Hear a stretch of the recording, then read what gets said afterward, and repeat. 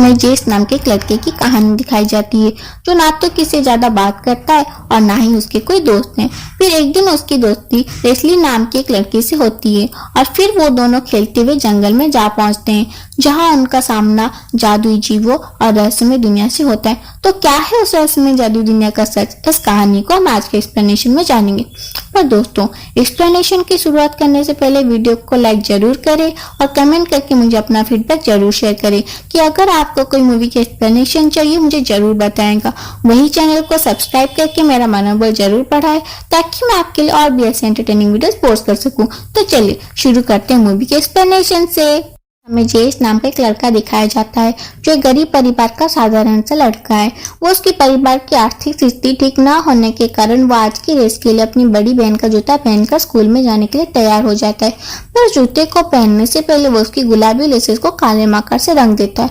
फिर वो अपनी छोटी बहन मेघ के साथ जब स्कूल बस में चढ़ता है तो उसे जानिस नाम की एक लड़की बुली करने के लिए उसके ऊपर टुकड़ा फेंकती है, लेकिन वो उस पर ज्यादा ध्यान नहीं देता। वही क्लासरूम में उसको जूतों की वजह से स्कॉट और गैरी नाम के दो लड़के उसको काफी मजाक बनाते हैं, पर वो उनको पलटकर कोई जवाब नहीं देता। ये सबसे हम जान पाते हैं कि जेस एक इंट्रोवर्ट लड़का है जिसका कोई दोस्त नहीं है और ज्यादातर लोग उसका मजाक ही बनाया करते हैं जिन्हें वो कुछ कह भी नहीं पाता। इसके बाद क्लास में एक लेस्ली नाम की एक नई लड़की आती है जिसका स्कूल में आज पहला दिन था। क्लास के बाद अब जेस और उसके क्लासमेट की रेस का समय हो जाता है और इस रेस में लेस्ली ने भी हिस्सा लिया होता है। अब रेस शुरू होने पर जेस सबको पीछे आगे निकल जाता है और वो इस रेस को जीतने वाला था, लेकिन तभी लेस्ली उसे हराकर ये रेस जीत जाती है। इधर जेस रेस हार जाने की वजह से काफी निराश होकर बैठा होता है। जहां लेस्ली उससे बात करने आती है वो जेस को दोस्ती के लिए अपना हाथ आगे बढ़ाती है, लेकिन जेस उसे इग्नोर करके अपनी छोटी बहन के साथ वहां से चला जाता है। आज स्कूल के बाद जेस और मैं स्कूल बस से बाहर जा रहे होते हैं। वहां उनके पीछे लेस्ली भी बस से उतर जाती है। देखकर जेस उससे सवाल करता है कि तुम हमारा पीछे क्यों कर रही हो। इस पर लेस्ली जवाब देती है कि मैं तुम्हारा पीछा नहीं कर रही बल्कि मेरा घर भी इसी रास्ते पर है। तो लेस्ली के माता पिता हाल ही टाउन में शिफ्ट हुए हैं और उनका घर जेस के घर के पास ही है। अब घर पहुंचकर जेस देखता है कि मैंने उसकी आर्ट बुक पे एक ड्राइंग बना दी है और जिससे उसे बहुत गुस्सा आता है, इसलिए वो मेघ पर गुस्सा करता है, जिस पर उनके पिता वहां आकर मेघ को उनके साथ ले जाते हैं। जेस को उम्मीद थी कि वो मेघ की गलतियों पर उसे डांट लगाएंगे, पर वैसा कुछ भी नहीं करते। वहीं जेस की माँ भी उससे ज्यादा अपनी बेटी से ज्यादा प्यार करती है और जिस कारण उससे और भी अकेला महसूस होने लगता है। दूसरे दिन अब जेस की म्यूजिक क्लास होती है जहां उसके अलावा सभी बच्चे बहुत मजे करते हैं। यहाँ हम समझ पाते हैं कि उसे म्यूजिक में ज्यादा इंटरेस्ट नहीं है। क्लास के बाद कुछ बच्चे फिर से उसे परेशान करने लगते हैं, पर उसी समय लेस्ली वहां आ जाती है, जिसके यहाँ आते ही वो लोग जेस को छोड़कर वहां से चले जाते हैं। तब लेस्ली देखती है कि जेस ने अपनी आर्ट बुक में काफी अच्छे ड्राइंग बना रखी है, उसे बहुत पसंद आती है। इसलिए स्कूल के बाद अब उन दोनों को बातें करते देखते हैं, जहां जेस उससे खुलकर बातें करना शुरू कर देता है और इस तरह उनकी दोस्ती हो जाती है। यहाँ बातों ही बातों में लेस्ली ने उसे रेस लगाने को कहती है, जिस पर जेस तैयार हो जाता है और अब वो लोग भागते हुए घर से बहुत दूर निकल जाते हैं। अब उन्हें पानी से भरा हुआ एक नाला मिलता है जिस पर एक ही पेड़ मौजूद था और उस पेड़ पर लटक रही रस्सी की मदद से लेस्ली उस नाले को पार करते हुए दूसरी तरफ जंगल में पहुंच जाती है, जहां पहुंचकर वो जेस को भी नाले को पार करने को कहती है, जिस पर वो ऐसा ही करता है। के बाद वो लोग पैदल ही जंगल को एक्सप्लोर करने लगते हैं, जहाँ थोड़ी दूर पर उन्हें एक कार दिखाई पड़ती है जो काफी खराब हालत में थी, जिसका मतलब ये है कि वो कार बहुत सालों से वहां पड़ी हुई है। और अब आगे जाने पर उन्हें एक ट्री हाउस दिखाई देता है जो कार की तरह बहुत ही खराब हालत में था। हाँ, लेस्ली ट्री हाउस में चढ़कर जादुई जीव और रहस्यमय दुनिया के बारे में बात करते हुए उस जंगल को टेराबिथिया का नाम देती है। वो उस ट्री हाउस को ही अपना कैसल मानकर खुद को टेराबिथिया की रानी घोषित कर देती है, जिसका ऐसे कहते हुए वहां जोरों से हवाएं चलने लगती हैं और जिससे वहां के पेड़ पौधे एकदम से हिलने लगते हैं। ऐसा लगता है कि मानो कि जंगल ने लेस्ली को अपना रानी मान लिया है। वहीं जेस भी लेस्ली को ऐसा करते हुए देख काफी खुश होता है। इनके बाद वो लोग हर रोज नाले को पार करके जंगल में खेलने आते हैं। फिर धीरे धीरे जेस की बाकी लोगों से घुलना मिलना शुरू कर देता है और हम देख पाते हैं कि वो भी बाकी बच्चों की तरह म्यूजिक क्लास को एंजॉय करने लगा है। दिन स्कूल से वहां वापस आते समय जानी, जिससे हमने मूवी की शुरुआत में जेस के ऊपर ब्लेड फेंकते हुए देखा था, वो बस में गिरने का नाटक करते हुए ऐसे दिखाती है कि मानो जेस ने उसको गिराया हो। तब सजा के तौर पर जेस को बस से उतर जाना पड़ता है, इसलिए वो पैदल ही घर आने लगता है। के बाद उसको लेस्ली मिलती है, जो पहले से उसका इंतजार कर रही थी। जिसके बाद वो दोनों हर दिन की तरह टेराबिटिया यानी उस जंगल में चले जाते हैं। दरअसल टेराबिटिया उनका एक काल्पनिक राज्य था, जहाँ बहुत खूबसूरत नदी और पहाड़ थे, जो सिर्फ जेस और लेस्ली को ही दिखाई करते हैं। अब जब दोनों अपने ट्री हाउस में बैठकर बातें करते हैं, तभी एक गिलहरी उनके पास नट गिनाने लगती है, जिस पर जेस उस गिलहरी को अपने क्लास में एक पढ़ने वाले शरारती बच्चे की तरह इमेजिन करता है, जो काफी शैतानियां करता था। तभी वो गिलहरी देखते ही देखते किसी शैतान में बदल जाता है और जेस उससे लड़ाई करके उससे हरा देता है, जो देखकर हमें समझ पाते हैं कि वो शैतान उसकी इमेजिनेशन यानी उसकी कल्पनाओं का एक हिस्सा था। घर आने के बाद जेस अपनी आर्ट बुक में ड्राइंग्स बनाने लगता है, पर उसी समय उसके परिवार वाले वहां आकर उसे जन्मदिन का सरप्राइज देते हैं, जिससे जेस को बहुत खुशी होती है। यहाँ हमें ये पता चलता है कि उसके परिवार में आर्थिक स्थिति ठीक न होने के कारण उन्होंने बैकयार्ड में ही छोटा सा ग्रीन हाउस बना रखा है, जिसमें उसके पिता फल और सब्जी उगाए करते हैं। लेकिन कुछ दिनों से कोई जानवर उनके ग्रीन हाउस में आकर वहां लगे फल और सब्जी को खा जाया करता था, इसलिए जेस के पिता उस जानवर को पकड़ने के लिए ट्रैप लगा देते हैं। वहीं दूसरे दिन लेस्ली जेस को उसका जन्मदिन गिफ्ट देती है, जिसमें बहुत सारे कलर्स और ड्राइंग्स बनाने के बाकी चीजें थी। उसको पाकर बहुत खुश होती है, उसे धन्यवाद करता है। हम दोनों को वापस उनके ट्री हाउस में देखते हैं, जहां वो लोग उसकी मरम्मत कर रहे थे, लेकिन तभी उस पर एक पेड़ टूटकर उस पर गिर जाता है।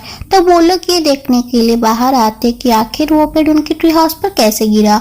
यहाँ फिर उनके पास में एक सूखे पेड़ की नजर आती है, और क्योंकि ये पेड़ पूरी तरह से सूख चुका था, इसलिए वो कमजोर होने की वजह से टूट गया था। लेकिन लेस्ली इस साधारण सी बात को बढ़ा चढ़ाकर देखना शुरू कर देती है, जिससे उसे वहाँ एक बड़े से पेड़ का निशान दिखाई देता है।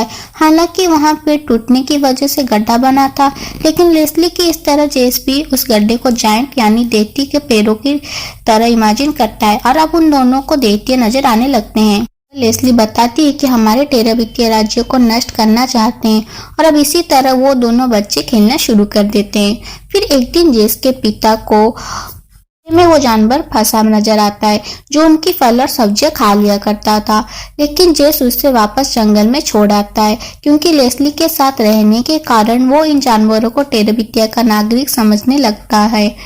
उसके पिता को पता चलने पर वो उस पर बहुत नाराज होते हैं और कहते हैं कि वो जानवर बहुत खतरनाक है, और वो एक न एक दिन वापस आकर हमारे ग्रीन हाउस की सभी फल और सब्जियों को खा जाएगा, जिससे हमारे पास कुछ भी पैसा नहीं बचेगा। सबकी जिम्मेदार सिर्फ तुम रहोगे। और अपने पिता की बात सुनकर जेस को बहुत बुरा लगता है, इसलिए वो फिर से उदास और अकेला महसूस करने लगता है। लेस्ली अब उसकी बहुत अच्छी दोस्त बन चुकी थी, इसलिए वो उसकी उदासी दूर कर देती है। फिर एक दिन जेस को स्कूल के वापस आते समय एक दुकान पर अडॉप्ट ए डॉग का बोर्ड नजर आता है। दरअसल उस दुकान वाले को एक लावारिस कुत्ता मिल गया था, इसलिए वो ये चाहता था कि कोई उस कुत्ते को गोद ले ले, जिस पर जेस उस कुत्ते को अडॉप्ट करके उसे लेस्ली को गिफ्ट कर देता है। इसलिए उस कुत्ते को अपनी जादुई दुनिया की रखवाली के लिए रख देती है, और तभी उन्हें कुछ दूर पर एक विशालकाय पेड़ नजर आता है, जो चल भी सकता था, और वो उन दोनों का पीछा करने लगा है, जो देखकर वो दोनों उस कुत्ते को साथ भाग निकलते हैं। दरअसल वहाँ कोई चलने वाला पेड़ नहीं था, बल्कि ये दोनों अभी इमेजिनेशन कर रहे थे।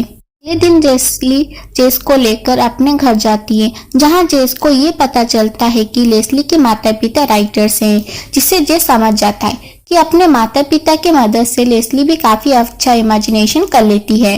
राइटर होने के लिए हमारी इमेजिनेशन पावर बहुत ऊंची होनी चाहिए। इसके बाद हम को चर्च में देखते हैं, जहां चर्च की देखकर लेस्ली जेस को कहती है कि हमारे टेराबिटिया राज्य में भी एक बेल होनी चाहिए। जवाब नहीं देता। दूसरे दिन जेस के पिता उसे ग्रीन हाउस की चाबी देकर वहां से कुछ सामान लाने को कहते हैं, लेकिन उससे वो चाबी वहीं पर गिर जाती है, जिसकी तरफ उसका ध्यान नहीं जाता। उसकी बहन में उन चाबी को लेकर लेस्ली को दे देती है, जिससे लेस्ली अपने ट्री हाउस पर बेल की तरह इस्तेमाल करने लगती है, लेकिन जेस को इस बात पर कोई भी खबर नहीं होती। जेस के पिता चाबियां ना मिलने के कारण उसे बहुत डांट लगाने लगते हैं, जो वो लेस्ली से शेयर करता है कि उसने ग्रीन हाउस की चाबियां गुम कर दी है। जो सुनकर फिर लेस्ली बताती है कि चाबियां उनके ट्री हाउस में हैं और फिर वो दोनों चाबियों को लेने के लिए टेराबिटिया यानी जंगल में चले जाते हैं, जहां उन्हें कुछ खतरनाक जीव घेर लेते हैं। अब लेस्ली का कहना चाहती है कि जानवर नहीं चाहते हैं कि हम चाबियों को यहाँ से ले जाएं, हम पे हमला करने आए हैं, और ऐसा कहकर वो दोनों उन जानवरों से लड़ते हुए उन्हें हरा देते हैं। और ये भी सिर्फ जेस और लेस्ली का एक इमेजिनेशन था। दोनों को जानवर नजर आ रहे थे। फिर जेस ट्री हाउस से चाबी लेकर अपने पिता को दे देता है। जहाँ पर घर में जेस अपने कमरे में बैठा होता है, तब उसे उसकी म्यूजिक टीचर की कॉल आती है, जो उसे म्यूजियम चलने को इनवाइट करती है। जेस अपनी माँ को बताता है कि वो आर्ट म्यूजियम देखने जा रहा है, लेकिन वो नींद में होने के कारण उसके बातों पर ज्यादा ध्यान नहीं देती। म्यूजिक टीचर के साथ आर्ट म्यूजियम में चला जाता है, लेकिन इस बात की खबर किसी को भी नहीं होती है कि वो कहाँ गया है। वो शाम को वापस आने पर वो देखता है कि उसका पूरा परिवार उसके लिए काफी चिंतित है, और उसे देखते उसकी माँ सवाल करती है कि आखिर तुम कहाँ गए थे। कहता है कि मैं आपसे परमिशन लेकर ही म्यूजियम देखने गया था। जो सुनकर उसके पिता कहते हैं कि हमें लगा तुम भी लेस्ली की तरह नाले के पानी में डूबकर मारे गए हो। दरअसल जब लेस्ली आज उस नाले को पार करने की कोशिश कर रही थी, तब रस्सी टूट जाने की वजह से वो नाले के पानी में डूबकर मर गई। बात पर जेस को बहुत दुख होता है, इसलिए वो लेस्ली के घर जाता है, जहाँ लेस्ली के पिता रोते हुए उसे गले लगा लेते हैं, क्योंकि जेस ही उनकी बेटी का ऐसा दोस्त था जो उसके सबसे करीब था। हमें कुछ दिन बाद का समय दिखाया जाता है, जहां जेस अकेले उस नाले को पार करने जाता है, जहां वो रस्सी टूटी हुई थी, लेकिन तूफान के कारण एक पेड़ वहां गिरा था, जिसकी वजह से जंगल में जाने का एक पुल बन गया था। वो अब उस पुल को पार करके जंगल में जाता है, जहां एक रहस्यमय जीव उसका पीछा करना शुरू कर देता है। इस पर जेस अपनी पूरी जान लगाकर वहां से भागता है, पर आखिर में वो खतरनाक जीव उसे पकड़ ही लेता है। असल उसके पिता थे, लेकिन जेस को उसकी इमेजिनेशन के कारण ऐसा लग रहा था कि मानो कोई जानवर हो। हाँ, वो अपने पिता को गले लगाकर रोते हुए